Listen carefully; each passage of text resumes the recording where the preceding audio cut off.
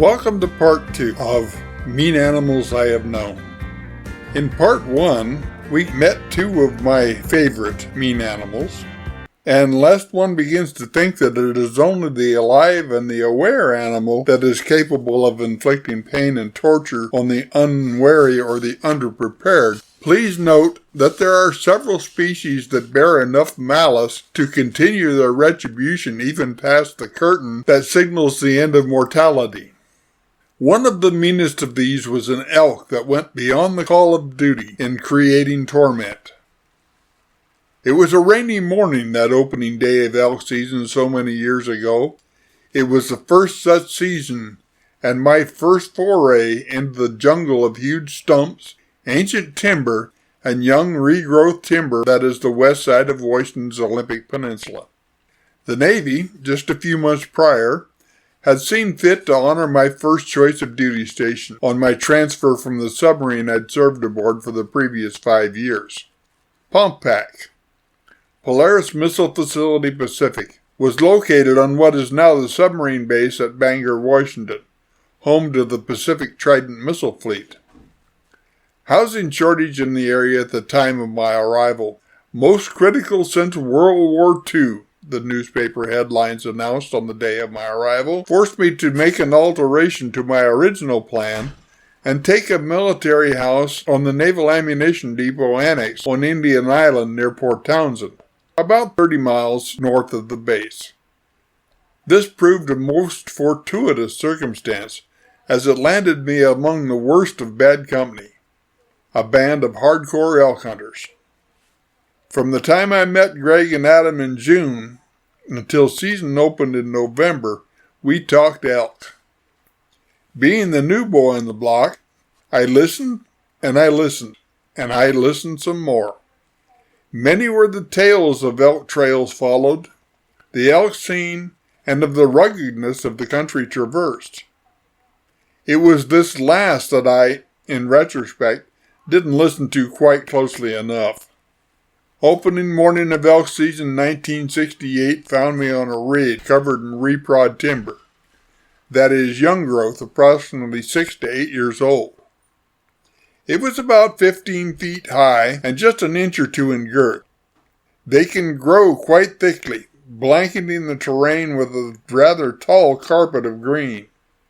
I was sitting in a position where I could see across the canyon below to the ridge opposite. Adam was to my right up the ridge about a quarter mile away and near where the two ridges united. Greg had taken up his position by going to my left, down the ridge, crossing a drainage, and up onto the side of the next ridge, giving him an excellent view of the lower end of the ridge opposite. What had caused us to assume this alignment was our having spotted a gang of elk on the ridge beyond, coming up out of the Mosquito Creek drainage. And this gang was moving slowly and unconcernedly in our direction. A quick war council produced this deployment with the agreement on the point that when they reached the top of the ridge opposite, chances were they would either turn to my right, up the ridge, or turn to my left, down the ridge. If the former case came about, they would run directly into Adam. If the latter, they would bottom out and be directly in Greg's sights. I, being the rookie, was in the rocking chair and hoping just to get an opportunity. The plan worked exactly as designed. The elk hit the crest of the ridge and turned to my right, uphill. I could see them as they fed and moved through the young timber. Never long enough for a shot, but I could see them. Occasionally I could see antlers, usually poking above the trees. Never could I see both antler and animal simultaneously until finally, at the head of that spur ridge, in a small clear spot, there he was. A young bull he was, to be sure, but a nice one for a rookie. Slowly, I raised my brand new Remington 30-06 and took careful aim. I judged the range to be a bit under 300 yards, and was snuggling into the sling of my rifle. The crosshairs of my scope were just settling in place when a very loud shot rang out, and all I could see of the bull in the scope were 4 elk feet flailing in the air. Adam, obviously, had been in absolutely perfect position. With the report of the rifle, the gang immediately turned back down the ridge, obviously planning their escape back down the ridge to the bottom and then slipping into the standing old-growth timber unseen. Again, I could see them slipping through the brushy timber without giving me an opportunity for a shot. Again, I could see antlers above the brush, but then, directly across the canyon on the side of the ridge about 100 feet below the crest, the herd was on a trail that brought them into the open for a short distance. By this time, they were in single file and moving at a slow trot. At the particular point in question, each animal in turn had to jump a downed log and then was in full view for about 3 or 4 body lengths, at which time the animal disappeared back into the jungle of growth. It was like a shooting gallery. The range was good, about 225 yards, and about level. The shot, while it had to be done without wasting time, was doable. I watched eagerly, my scope locked on each head as it appeared in the queue, awaiting a turn at the gallery jump. When a small set of antlers appeared in the lineup, I slipped the safety off and waited as the cows and calves ahead of him cleared the way. Soon he was there. His head held high as he jumped the fallen obstacle without seeming effort and landed in the open area. He took one more shuffling step to catch his balance, and I heard the report of my rifle. I do not recall ever feeling the recoil. The shot was true, and I watched as the hare jumped just behind the left shoulder, and he stopped still in his tracks. Still, he was on his feet. I worked the bolt and jacked a second round into the chamber.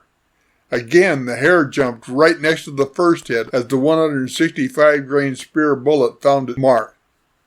But again, he did not fall. Neither did he move. It was as if time was standing still, and all else in the world had disappeared except the bull elk and me. There were no other elk in existence. I had no companions, no family, and no purpose except as concerned that bull. Once more I worked the bolt. I knew I had 2 lethal shots in him, and was amazed at his ability to remain upright. That he was shaken and wounded mortally, I knew, but I was determined he not suffer.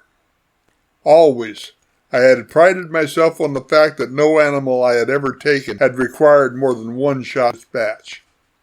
That a Roosevelt bull elk could carry a lot more lead than a deer was a fact that I understood intuitively and was now learning in real time.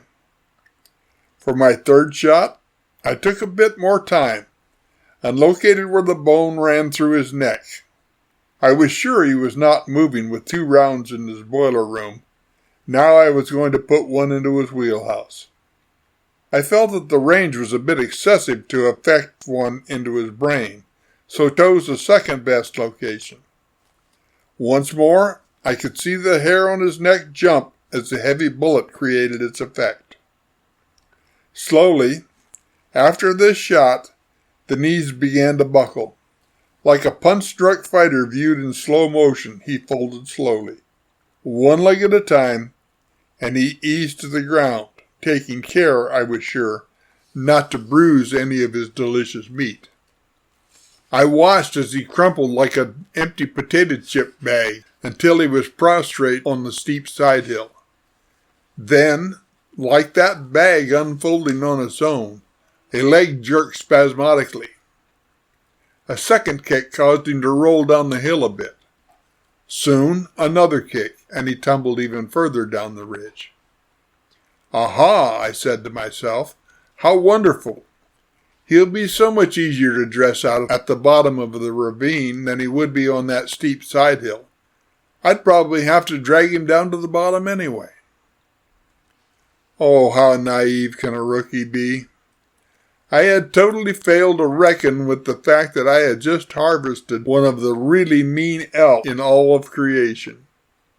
All elk hunters know intuitively that trophy elk do not live above the road, as this would make the pack out to be much too easy. Even if one should be caught traversing that no-elk's land, they will do everything they possibly can to rectify their faux pas and immediately light out for the very bottom of the darkest, bushiest hole imaginable, there to die. Thus, in their passing, they can inflict the greatest possible distress on the hapless hunter who was inexperienced enough to have taken his life. I once had a pastor of a local church swear to me that he had taken a nice bull above the road in such a position that he had to but back his truck up to the bank at the side of the road and slide the animal in whole, thereby retrieving him almost without effort. I was skeptical, but not wanting to disbelieve the clergy when I found out he was also a fisherman. Now I was torn terribly trying to believe his most wild story. As it continued, it cleared up for me. It seems he was forced to stop for some construction work on the side of the road he was using when the timber cutting crew lost control of a tree they were falling and it dropped right across the bed of his truck. I tell you, those elk will do anything to get even. I'm now quite sure that animal's being above the road was just a ploy to lure the unwary into a position where his truck could be squashed like a June bug. This is a trait common to all elk, and subsequent harvests have led me from the depths of Oh My God Canyon to swamps so mean and foreboding that the fauna has regressed several stages on the evolutionary scale. I mean, have you ever seen a flying lizard? These outings have served to teach me this fact. However, what this young bull did was way beyond the scale of ordinary meanness.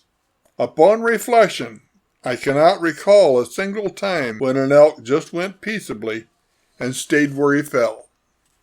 In this land of excessive moisture, the rain creates many strange phenomena. The more than 200 inches of annual precipitation causes the land to be conformed to the water's need. In this case, these pressure ridges, as we were now on, created by a long ago, long gone glacier several thousand years ago, were not made of solid rock, but of alluvial materials like sand and gravel. At the bottom of the gully, between the ridges, the excessive water flow had created a trench, very much like that created by a backhoe when installing underground utilities. This trench was approximately 8 feet in depth and 3 feet in width. The sides were perfectly vertical, and water ran in the bottom.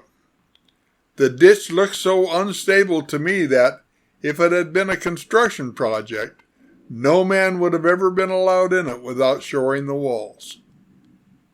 As I hiked down the hill from my ambush point, I was being soaked by the gallons and gallons of water that had been suspended on the needles of the young spruce and hemlock trees I was bulling my way through to reach the place where I expected to find my elk. Looking back on that today, my worrying about that water was very much like worrying about spilling a cup of water on oneself just before falling out of the boat. It took me nearly an hour to fight my way through brush as thick as a hair on a shaggy dog's back to reach the bottom of that gully. I could readily see the path in the more open side hill the bull had made in his kick it loose and let it roll routine he used to expand his meanness to stellar proportions. The thick brush I had been negotiating ended a few feet from the very bottom of the gully, providing a clear area approximately 8 feet in width, extending up and down the gully. I could not believe my good fortune in seeing this. Imagine an area of clear ground on which to work. A 500-pound-plus animal is hard to move around for dressing in any place or position. Doing so in brush or on steep ground can be terrible. I was nearly ecstatic then at finding this boon. And that ecstasy lasted the full 2 minutes or so it took me to break through the last of the heavy cover and see the horrible truth of what this animal had done as his last act of defiance.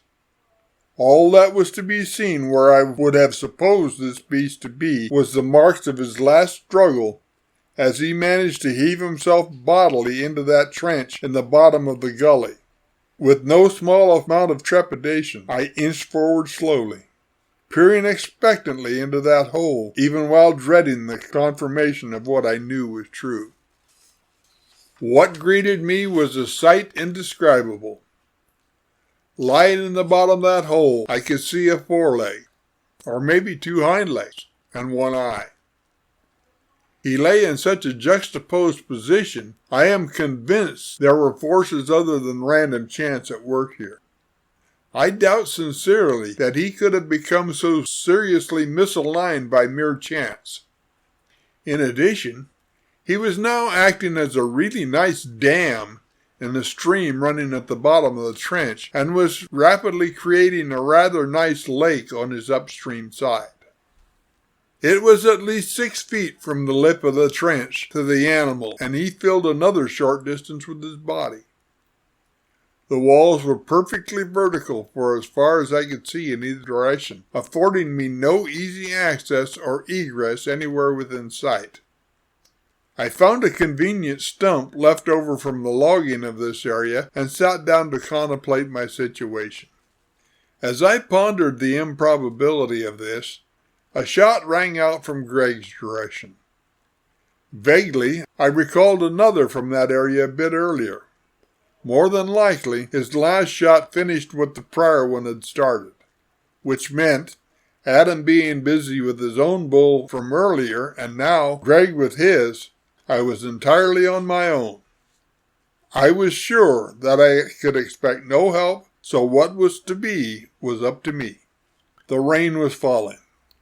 Not in drops any longer, but in vast sheets of water. Looking down the draw, I could see wave after wave of water being driven before the wind. In places, where the wind swept up the ridge, the water was hurled up the ridge, a vanguard to the wind. It was actually raining uphill. I have never, before or since, witnessed this exact phenomenon. But there it was, this cold, windy, and wet November day. I finally, after much soul-searching, removed my outer garments, coat, vest, rain gear, etc., and piled them on the stump that had served as my throne, and keeping only my venerable buck knife, my small hand axe, and bone saw from my belt sheath, I jumped from the lip of the trench into its bowels. I have never seen such a sight. I didn't have an elk laying in a ditch. I had a pile, a lump even, of elk laying in the bottom of that ditch. Looking up, it appeared that I was being buried in the groin of Mother Earth herself. With a sigh, I pushed all thoughts aside and bent to the task at hand. My first several attempts at moving the animal merely resulted in falling debris and waves of water as I unblocked momentarily the river that was being detained by the body lodged in the bottom. I stopped a moment and reassessed my situation. I looked over that situation in minute detail, and believe me, there was no little part of it that was comforting. At last, I thought, I had a handle on what needed to be done to untangle this mass of elk and arrange it in a line with the flow of the trench. This, at least, would afford me the opportunity of dressing out the animal and possibly rendering it into pieces of a manageable size that it might eventually be removed from the hole. My years of untangling backlashes from my fishing reel stood me in good stead in getting this job accomplished. By pulling on one foreleg until I got it free, then scrambling across the lump of elk and into the growing lake of ice water on the uphill side, there to extricate a hind leg from its trap, I was able to effect some progress. Back across the carcass again to find the other foreleg, only to find the antlers buried in the bank, holding the head firmly in place, directly on top of the misfolded appendage I was trying to liberate. On and on, back and forth, for the better part of an hour I worked to get this mean critter into an orientation that would allow me to begin the arduous task of butchering. By the time I managed to get 500 pounds of dead elk arranged as I wanted him, I was drenched to the skin, covered in mud and muck, and ruining the day I had ever heard of elk. It should be noted at this point that, although I may have described this in words that would make one think it was a pleasant, joyous occasion, it was not. However, in terms of what was yet to come, this interlude might well be taken as high, easy living. At last, I had wrestled him into a position in which I could begin the dressing. As soon as I had vented the animal, I began to encounter problems caused by the proximity of the vertical walls. I could not roll the animal to allow easy extraction of the offal, so I had to remove it by hand, over the aft end, piece by piece. By now, Icy Lake, formed by Elk Dam, had drained sufficiently that I could move the offal out of the water. When at last I determined him to be as clean as I could make him in my present place and circumstance, I began the task of reducing him to carryable proportion. I thought that 6 would be appropriate. To this end, I removed his head and antlers and placed them in a safe spot. I then removed both front shoulders. This, while not near as easy as it would have been on open ground, was not overly difficult. The hindquarters, however, were a totally different matter. Normally, with the animal on his back, it is a relatively simple matter to make a cut at the joint, allowing the weight of the hindquarter itself to pull it away from the carcass. By simply extending the cut as the quarter falls away, it is soon completely severed, the hip joint being a ball and socket joint that is easily popped loose. Such is life in a perfect world. My world, at the moment, was far from adequate, let alone perfect. I could not effect the cuts as I normally would, because the walls held the legs nearly vertical, not allowing gravity to aid in the process. Add to this the fact that rigor was, by this time, setting in, and one can see the situation was deteriorating rapidly. It was pure, gut-busting, mule-hauling work to get those hindquarters separated from the carcass, and by the time it was completed, I was in nearly as bad a shape as that elk was. The last step in my butchering process was to split the carcass transversely, across the carcass, just above the 6th rib, yielding a fairly flat chunk of meat that was the prime of primes in elk. On this was contained the tenderloin and the choicest steak. The other half contained some fine steaks as well. The T-bones and the rib steaks, as well as the chuck steaks, were here, with a lot of fine elk. It also included the ribs and brisket as well as the neck. By the time I had completed butchering, I was exhausted. While deciding my next move, I sank down to rest, using a hindquarter of elk as my seat, a load of round steak supporting the round butt, and began to think how I was going to get out of this predicament. Obviously, I could not get out the way I'd come in, gravity being what it was, so that left only 2 options: up the trench or down the trench.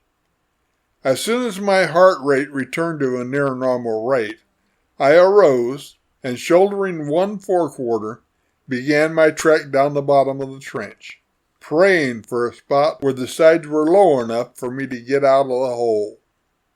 It seemed like hours had passed and miles walked before the lip of the trench began to dip to greet me. Slowly and cautiously I crept along, my load gaining weight with each step, all the while issuing prayers for the lessening of the depth to continue. Finally, at last, my head was above the ground level, and I waited no longer, but lifted that front quarter from my shoulder and onto the ground outside the trench. I really felt like I'd covered at least a mile, but it was, I later learned by pacing the distance on my return trip, only about 500 feet. 4 more trips I made with the meat from that bull, and I only had the chest cavity remaining. I was out of gas, and out of ideas on how to move that large, bulky bull down my rapidly deteriorating route when I heard my name being called.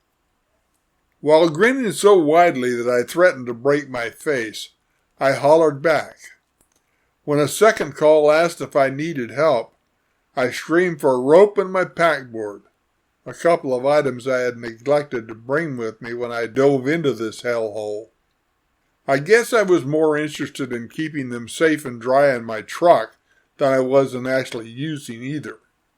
That was a mistake I never repeated in all the years I hunted elk. From that day onward, I never left my truck without a length of rope wrapped around me. I put the question of what to do about that last piece of meat on hold until I had help here with me. In the meantime, I recuperated. I knew the job was far from complete, as even if Adam and Greg came in, it would still mean 2 trips apiece back up that mountain through that brushy jungle with more than 100 pounds of elk strapped to the pack frame. In a few minutes, I heard the chatter of men as the brush snapped and an occasional curse rang out, signaling a foot caught up in a root or a vine or such. It dawned on me suddenly that this was the noise of more than just 2 men. In fact, when the brush finally parted, not only Greg and Adam popped out, but so did 3 good friends from town. I could not believe they were actually here, having told us not to expect them until late, as work commitments would cost them opening day of the season. There were now 6 of us. Bob, Leon, and Larry had found our trucks parked and had heard the shooting, so figured we had animals down and could use some help. This being before the present era, when the world was not overrun with thieves, we did not remove the keys from a vehicle when we parked, as it may need to be moved to allow access to another. Thus the 3 got out packboards and such gear as they felt we would need and started in to find us. I was deep in my long rut when they called out at first, so I did not hear them. Greg and Adam, however, did. In fact, they were within a stone's throw of Adam, and he guided them on to Greg. I cannot express the joy I felt on seeing their homely mugs, and told them as much. It was a work of but a few moments to tie that rope to the last hunk of carcass and pull it out of that hole. They had even determined a better route out. Basically, it followed the trail the elk had used in coming down that ridge so long, and led us directly to the junction of the ridges and to our trucks. I broached the possibility that I might get a ride out on one back or another, but the fact that I soon realized that the only way this was going to happen is if I were willing to go the same way that elk was going, in 6 pieces, did much to cool my ardor at what I had really thought to be a viable idea just moments before. An hour later, after much discussion of the sanity of anybody who'd venture into that hole, we were all at the truck, enjoying a cold drink and a warm meal of Chef Boyardee that was whipped up on a Coleman stove.